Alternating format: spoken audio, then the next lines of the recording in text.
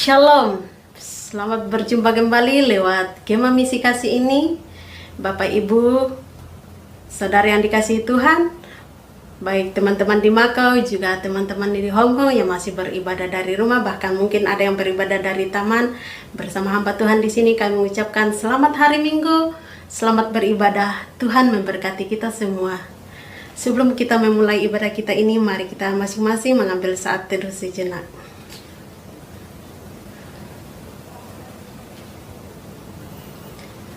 Puji Tuhan, bila kita boleh ada sampai saat ini, kita kuat, kita boleh sehat, itu semua karena anugerah Tuhan. Mari kita mempersiapkan hati kita untuk datang menyembah. Kita menaikkan rasa syukur kita di hadirat-Nya. Mari kita katakan, ku menyembah dalam kudus hadirat-Mu.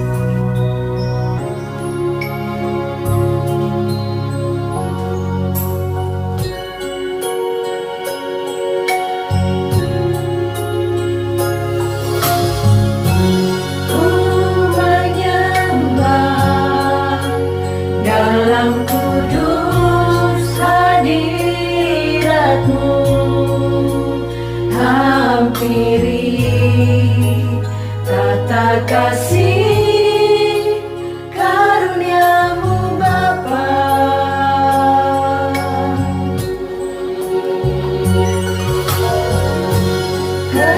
kekuatanku hanya dalam hadirat-Mu, Yesusku, hanya Kaulah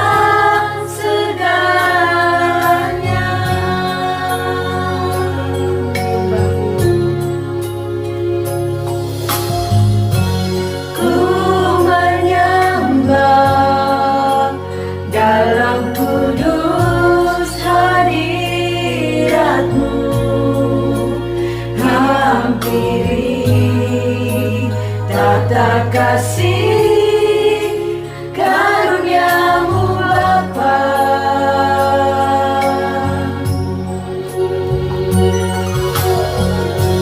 kekuatanku hanya dalam hadirat-Mu, Yesusku, hanya Kaulah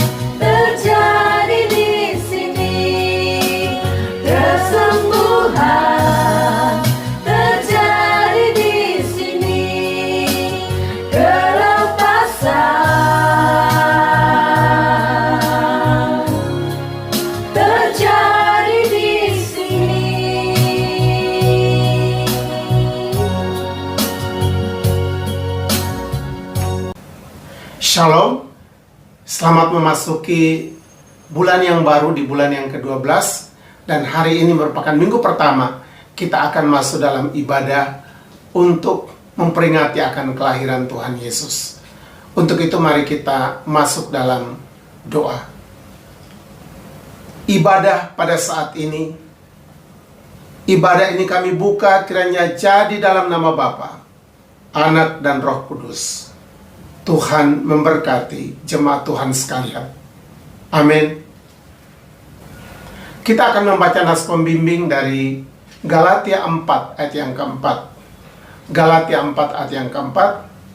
Tetapi setelah genap waktunya, maka Allah mengutus anaknya yang lahir dari seorang perempuan dan takluk kepada hukum Taurat.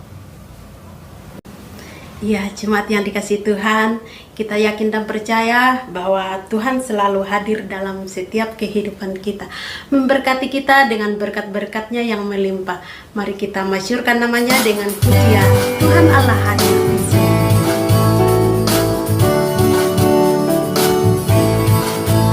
Tuhan Allah hadir di sini, di tengah umatnya yang memuji, mengucap syukur dalam namanya, Yesus Tuhan kita.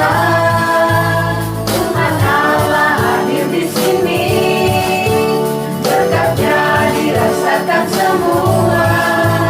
Mari masyurkan kebesaran-Nya, Allah yang perkasa. Haleluya, pujilah Dia di tempat kudus-Nya. Haleluya, tinggikan namanya, Allah yang perkasa. Tuhan Allah hadir di sini, di tengah umatnya yang memuji, mengucap syukur dalam namanya, Yesus Tuhan kita. Tuhan Allah hadir di sini, berkat-Nya dirasakan semua. Mari masyurkan kebesaran-Nya, Allah yang perkasa. Haleluya, pujilah Dia di tempat kudus-Nya. Haleluya, tinggikan namanya, Allah yang perkasa. Tuhan Allah hadir di sini, di tengah umatnya yang memuji, mengucap syukur dalam namanya, Yesus Tuhan kita. Mengucap syukur dalam namanya, Yesus Tuhan kita.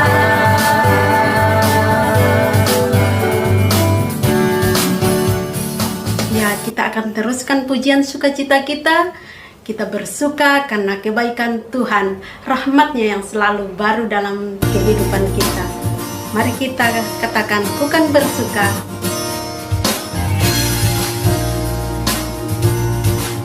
Bukan bersuka karena kebaikan-Mu, dalam hadirat Tuhan ku akan bersuka. Bukan bernyanyi puji kebesaran-Nya, dan hatiku bersuka karena Tuhan. Bukan bersuka karena kebaikan-Mu, dalam hadirat Tuhan ku akan bersuka.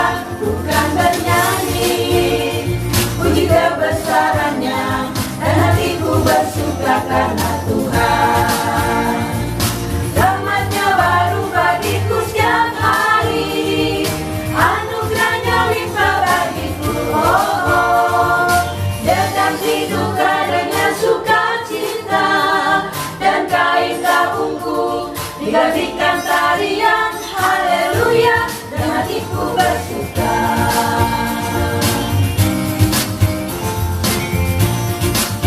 Bukan bersuka karena kebaikan-Mu, dalam hadirat Tuhan ku akan bersuka.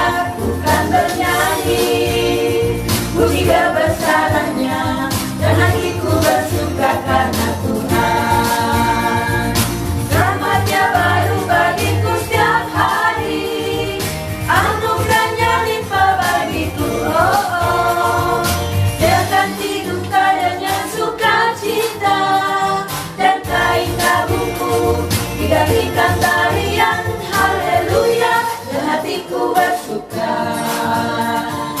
Rahmat-Nya baru bagiku setiap hari, anugerah-Nya limpah bagiku. Dia ganti duka dengan sukacita, dan kain tabungku digantikan tarian. Haleluya, dan hatiku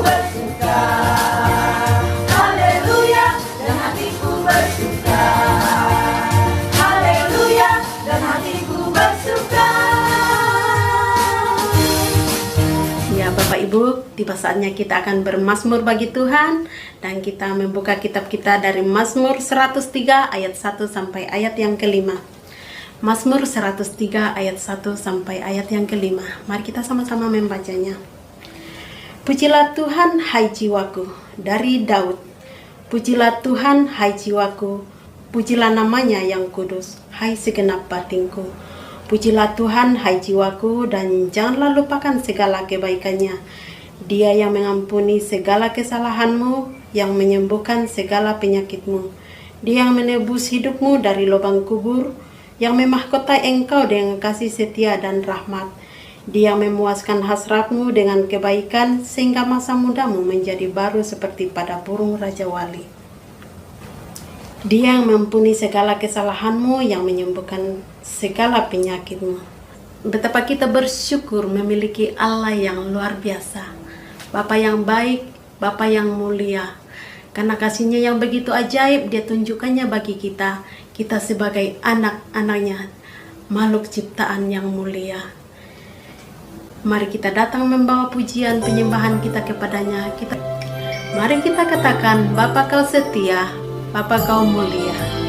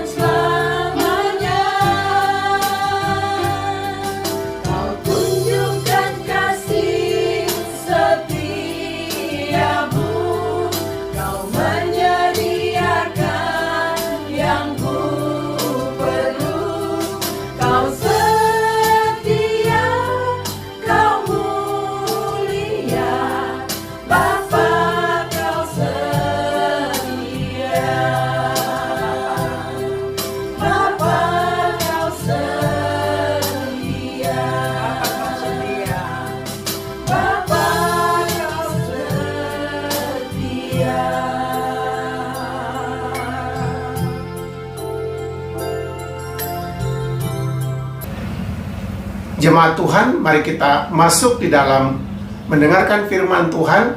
Sebelumnya, mari kita berdoa bersama-sama. Kita berdoa. Bapa di dalam sorga, kami berterima kasih hari ini. Kami memuji Tuhan karena kami berada di sekitar firman Tuhan.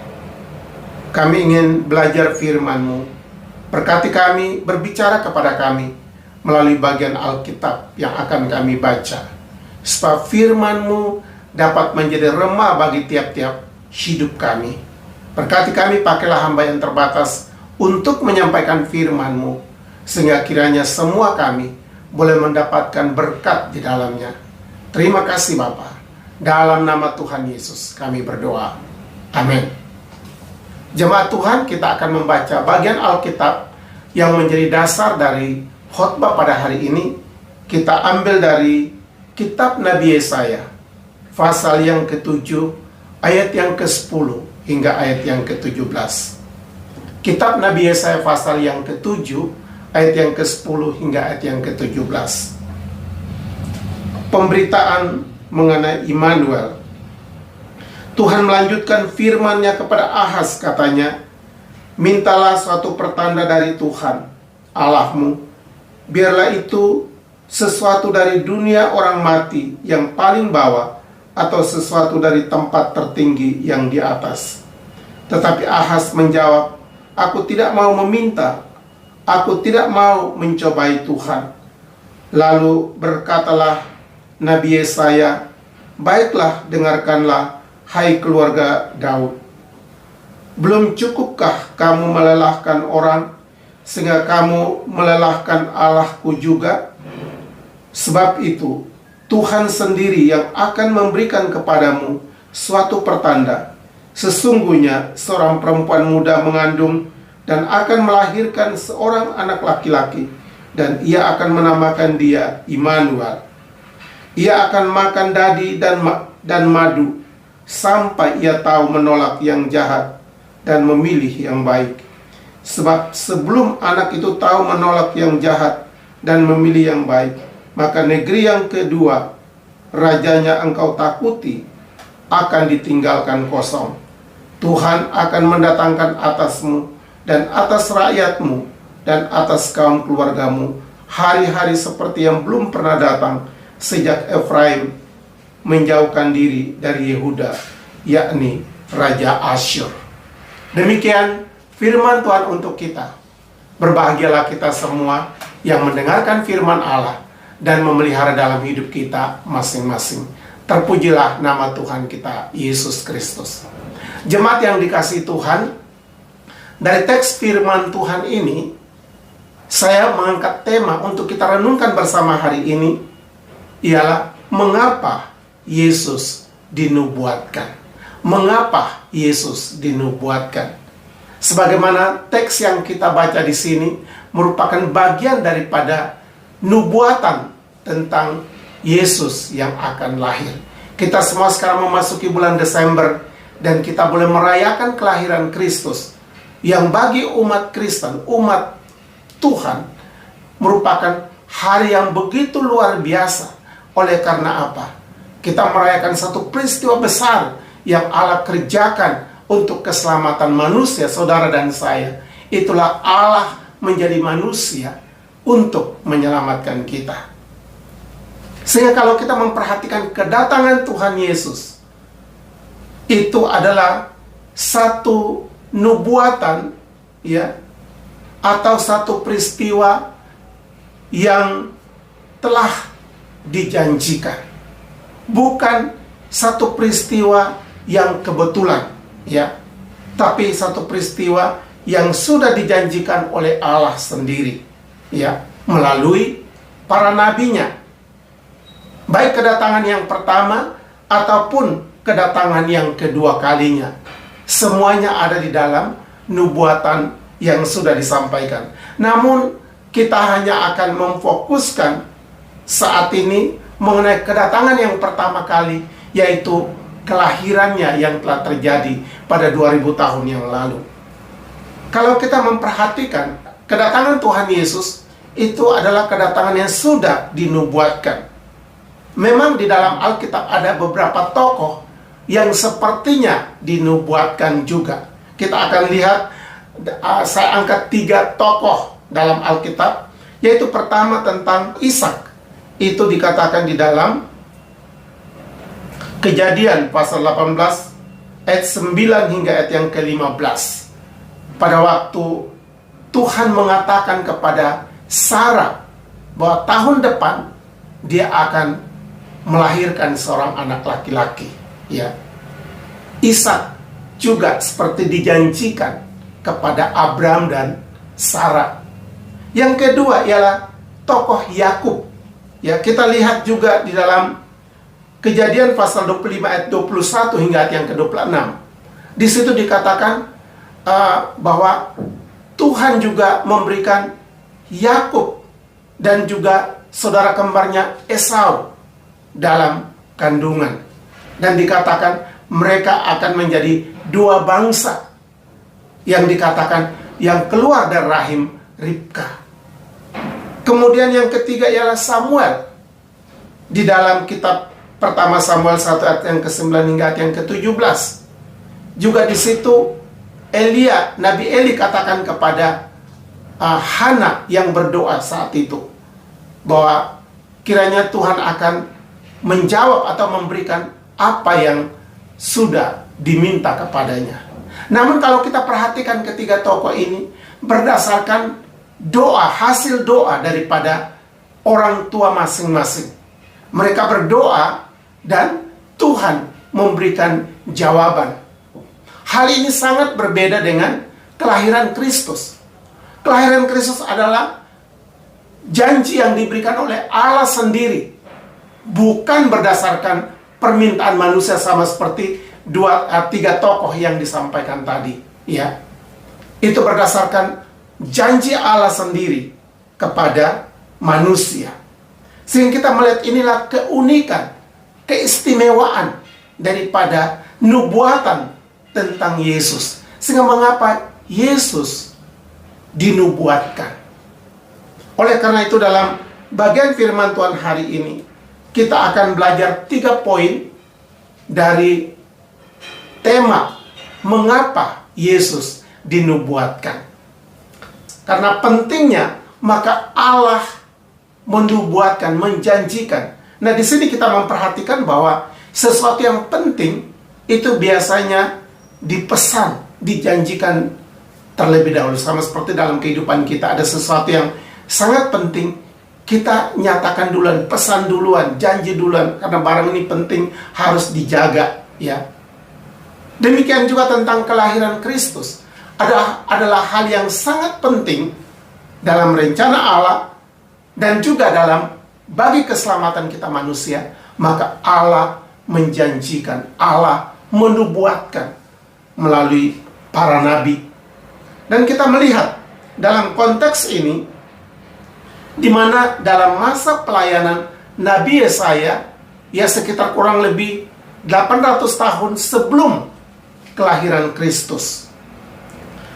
Dan pada masa pelayanan Nabi Nabi Yesaya, dan pada masa itu adalah dalam masa pemerintahan Raja Ahaz di kerajaan bagian selatan, itu kerajaan Yehuda, sekitar tahun 735 atau 734 sebelum Masehi. Sehingga kalau kita memperhatikan pada masa itu, Ahaz adalah seorang raja yang tidak melakukan hal yang benar di hadapan Tuhan, walaupun dia adalah keturunan Raja Daud. Sehingga kalau kita memperhatikan saat itu, karena dia tidak takut Tuhan, maka yang terjadi adalah kerajaan Israel bagian utara dan juga Raja Aram menyerang Yehuda. Dan pada saat itu Nabi Yesaya memperingatkan Ahaz, Raja Ahaz, supaya dia takut Tuhan, percaya kepada Tuhan, supaya Tuhan melepaskan dia dari serangan baik kerajaan Israel bagian utara ataupun Raja Aram. Namun dikatakan Ahaz menolak, ya. Ahaz lebih ketimbang untuk mencari pertolongan manusia, ialah dia ke Asyur untuk meminta pertolongan dan Raja Asyur untuk datang menolong dia. Sehingga di dalam teks tadi kita melihat pada waktu Nabi Yesaya memberikan kepada Raja Ahaz untuk minta suatu pertanda dari Tuhan, dan dikatakan di dalam ayat yang ke-12, dikatakan Ahaz menjawab dan dia tidak mau melakukan itu. Nah, walaupun demikian kondisinya, Allah yang setia kepada umatnya, Allah yang setia kepada janjinya kepada keturunan Daud, tetap menjanjikan dengan dikatakan memberikan satu pertanda, ya. Satu pertanda yang dikatakan di sini ialah seorang perempuan muda akan mengandung dan melahirkan seorang anak laki-laki dan akan diberi nama Immanuel. Yang artinya apa? Allah tetap hadir dan menyertai umatnya, sebagaimana arti nama Immanuel itu. Sehingga kita memperhatikan di sini, maka walaupun Ahaz tidak setia, tidak melakukan hal yang benar di hadapan Tuhan, tapi Allah tetap setia untuk menyatakan janjinya. Dan apa yang disampaikan dalam teks ini atau ayat ini, inilah merupakan nubuatan tentang Yesus yang akan datang, yang akan dilahirkan. Karena kalau kita memperhatikan di dalam janji ini, kelahiran Kristus yang menjadi begitu penting, karena kelahiran Kristus itu akan menjadi terang bagi dunia yang gelap. Ya, dikatakan di dalam Yesaya 9 ayat yang pertama, bahwa bangsa yang berjalan di dalam kegelapan telah melihat terang yang besar. Mereka yang diam di negeri kekelaman, atasnya terang telah bersinar. Juga dikatakan dalam Yesaya 60 ayat 1, bangkitlah menjadi teranglah, sebab terangmu ada datang, dan kemuliaan Tuhan bersinar atasmu. Berbicara terang di sini, ini menunjukkan bahwa mengapa Kristus dinubuatkan, atau mengapa kelahiran Yesus dinubuatkan, karena begitu pentingnya kelahirannya menjadi terang yang menyinari dunia yang gelap. Yang pertama, pentingnya kelahiran Kristus. Kelahiran Kristus adalah hal yang sangat penting dalam rencana Allah. Jadi, dalam rencana Allah itu sangat penting. Tetapi juga sangat penting bagi manusia, karena itu menyangkut keselamatan kita, keselamatan manusia berdosa, saudara dan saya. Sehingga kalau kita memperhatikan dalam konteks ini, khususnya pada waktu nubuatan disampaikan ialah pada masa pemerintahan Raja Ahaz sekitar tahun 735 atau 734 sebelum Masehi. Dan pada masa itu juga adalah masa pelayanan Nabi Yesaya.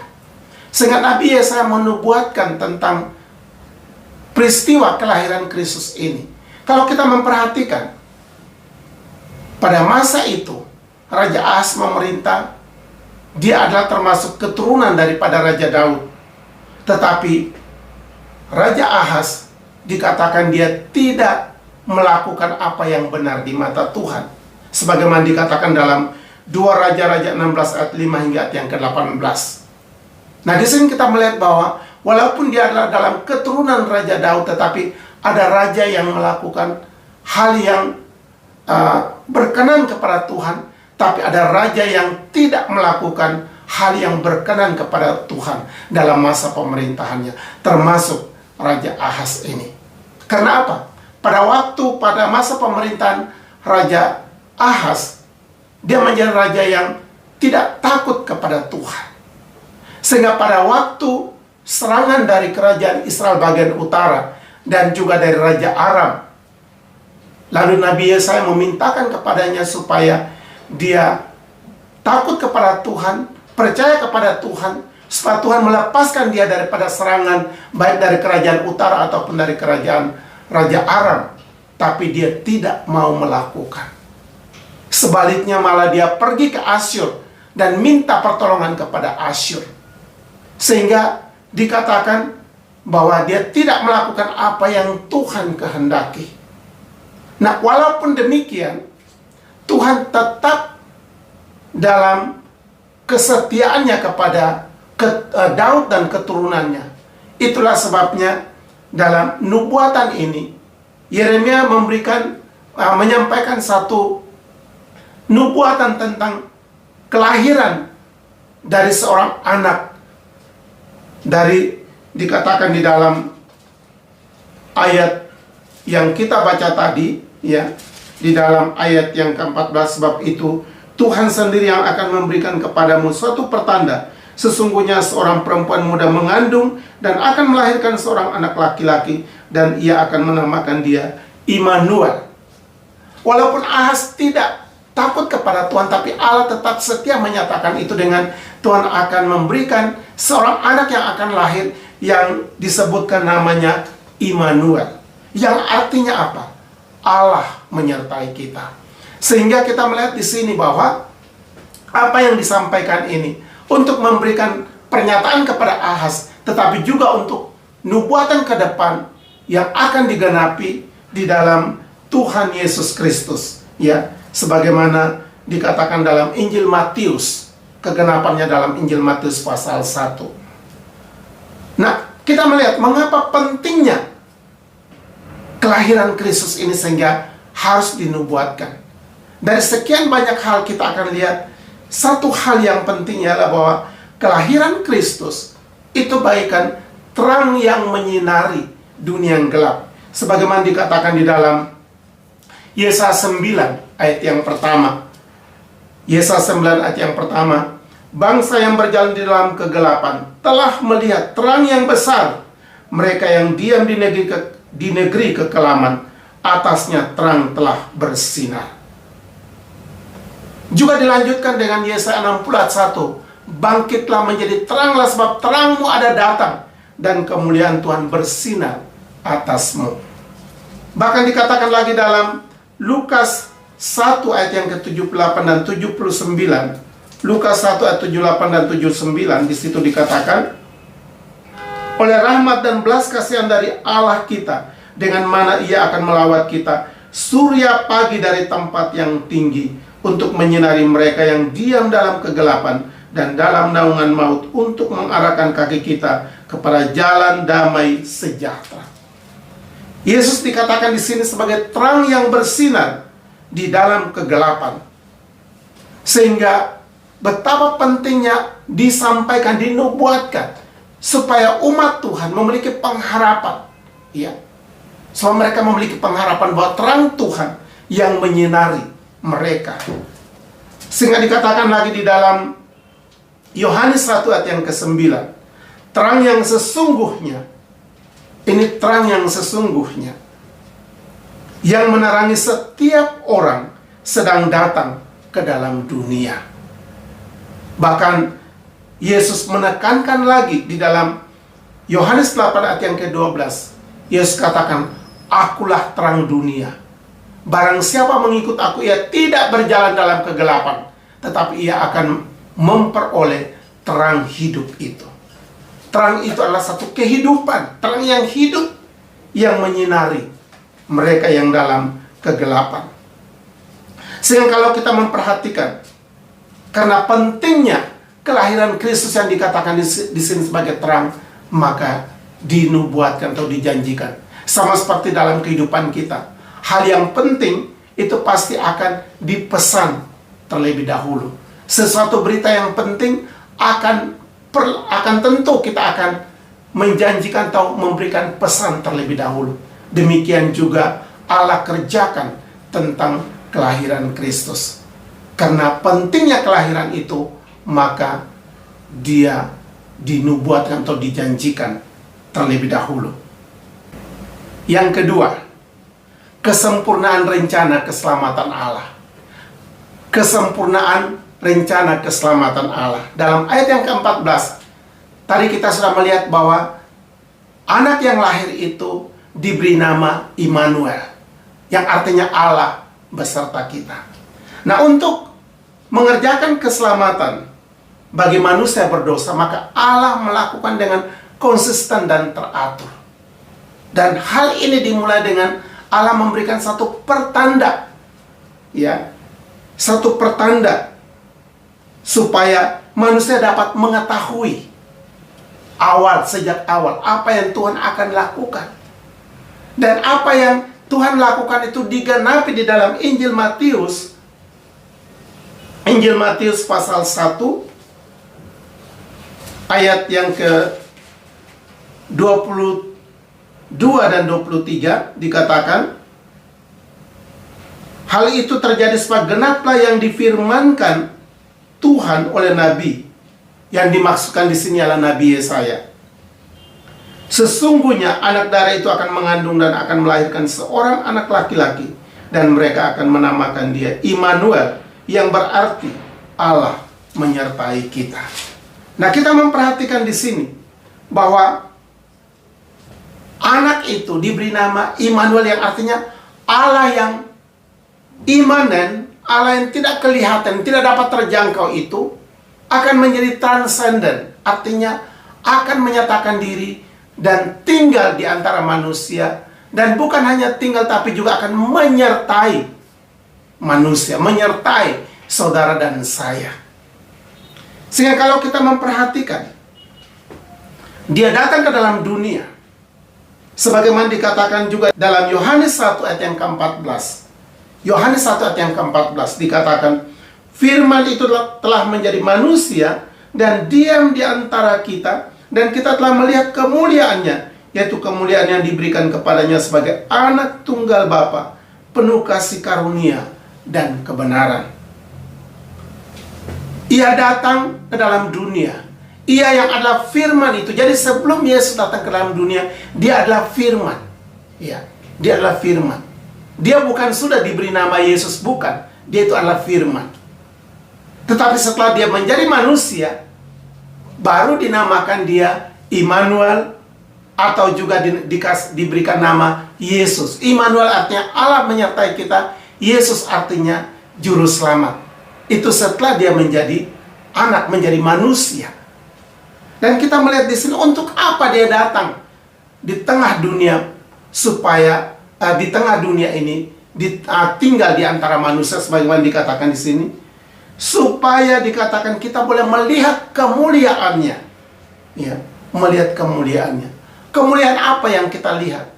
Itulah kita akan melihat mujizat yang ia lakukan, pengajaran keselamatan yang ia berikan. Bahkan lebih daripada itu ialah dia dimuliakan pada waktu dia mati untuk kita. Dan ia bangkit pada hari yang ketiga, dan ia naik ke sorga. Dia datang di tengah manusia supaya kita dapat melihat, manusia dapat melihat dan menyaksikan itu.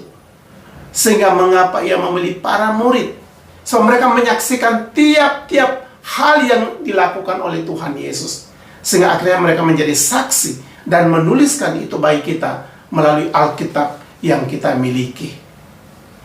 Sehingga inilah kemuliaan, supaya kita dapat menyatakan kemuliaan itu. Bagaimana ia mengerjakan keselamatan bagi kita yang berdosa, yang seharusnya binasa, yang seharusnya dihukum, yang seharusnya masuk dalam kebinasaan yang kekal. Tetapi ia rela mengorbankan dirinya, masuk ke dalam dunia yang berdosa ini, bahkan masuk kepada kehidupan manusia yang paling berdosa, untuk membawa kita keluar. Sebagaimana ia bercakap-cakap dengan wanita Samaria, ia masuk lebih dalam hidup manusia yang berdosa, supaya ia dapat merebut kembali. Dan tidak hanya itu, ia masuk dalam kematian, supaya ia dapat merebut manusia yang binasa dari kematian itu kepada hidup yang kekal.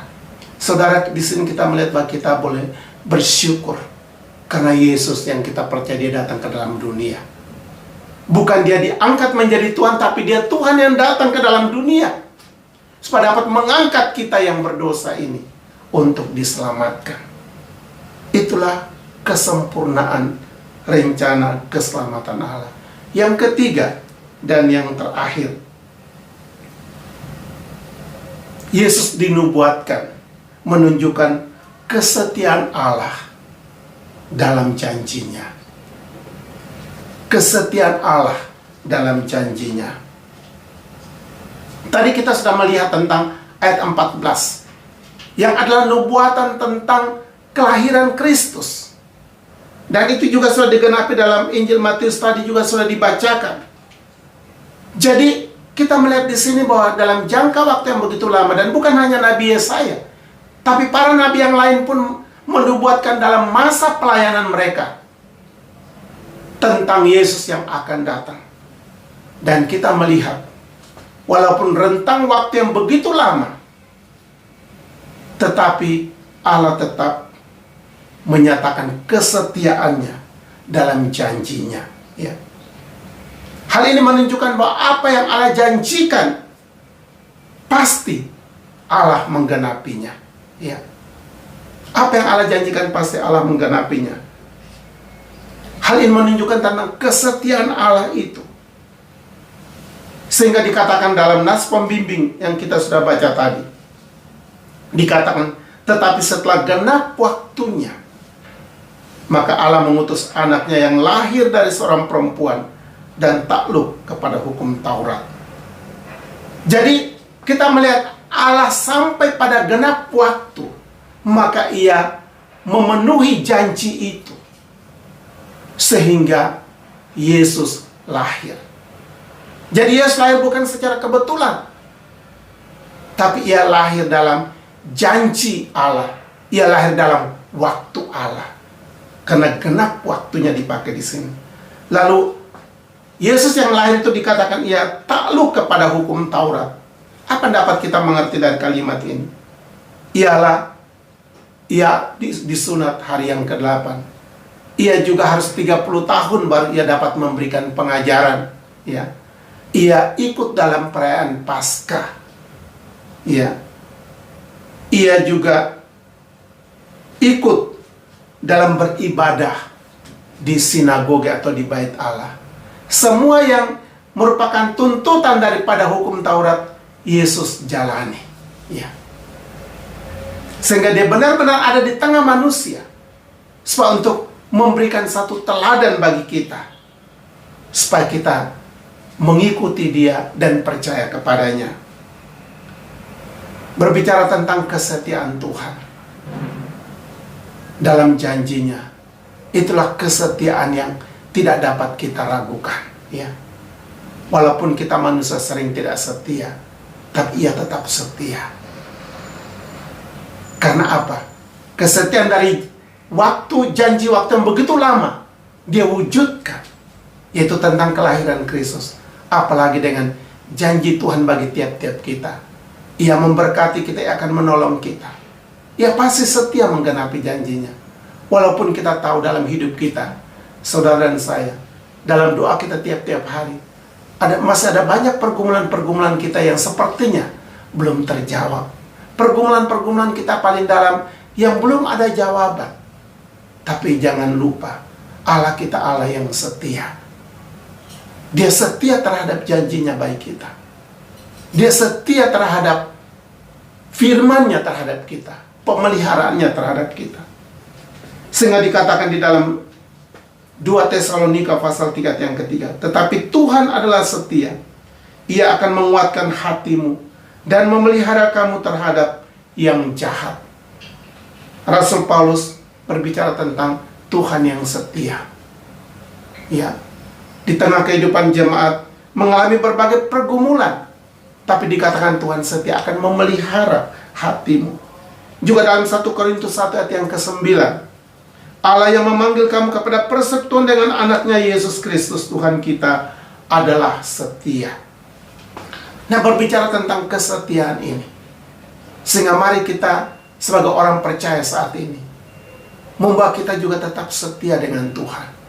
Karena Allah kita adalah Allah yang setia.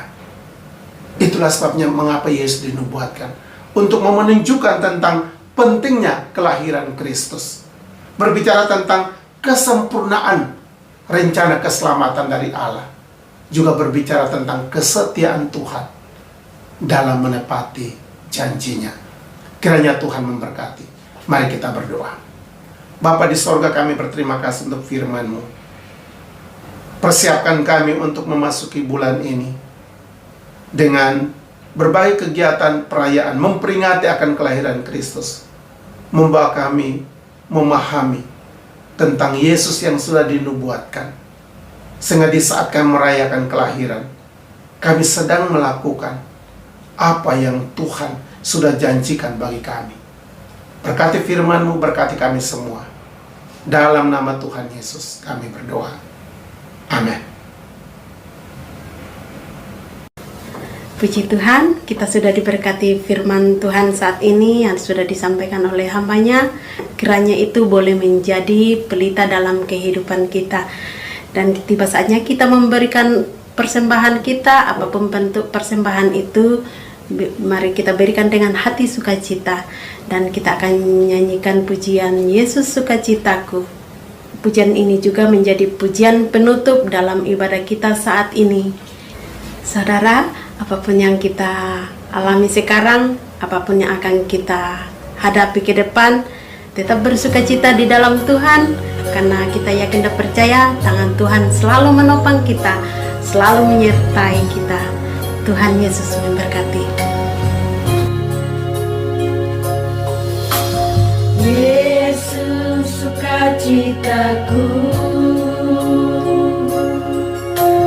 Yesus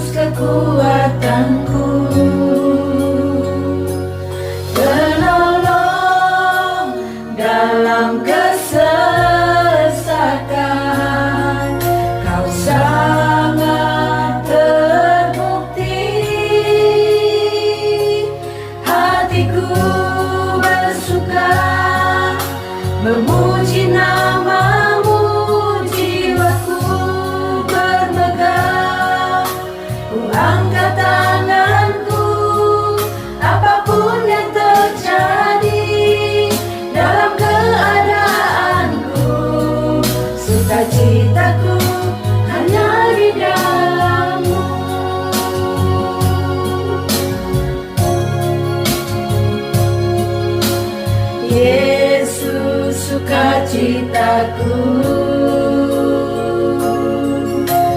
Yesus kekuatanku,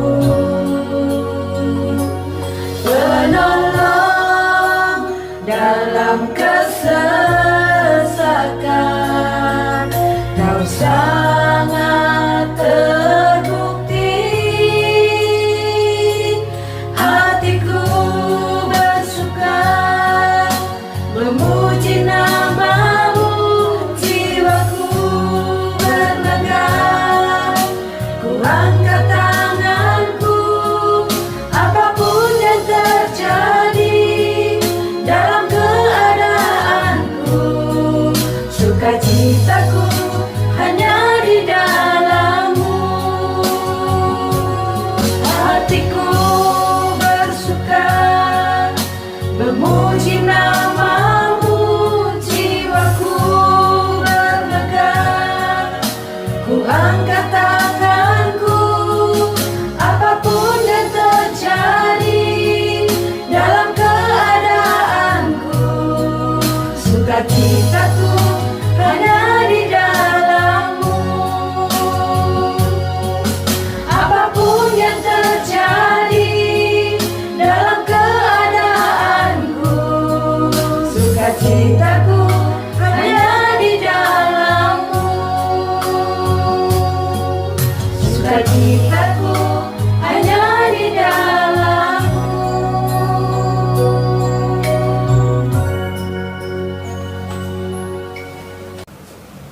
Jemaat Tuhan, kita sudah sampai pada akhir ibadah kita. Oleh karena itu, mari kita pulang dalam damai sejahtera Tuhan. Arahkanlah hatimu kepada Tuhan dan terimalah berkat-Nya. Tuhan memberkati engkau dan melindungi engkau. Tuhan menyinari engkau dengan wajah-Nya dan memberi engkau kasih karunia. Tuhan menghadapkan wajah-Nya kepadamu dan memberi engkau damai sejahtera mulai hari ini sampai Tuhan Yesus datang kembali.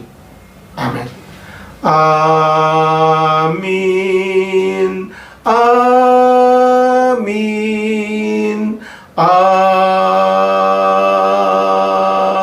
Amin. Kita masuk dalam saat teduh. Amin. Jemaat Tuhan, akhirnya atas nama GMKH kami mengucapkan selamat hari Minggu. Dan kita akan bertemu pada minggu yang akan datang.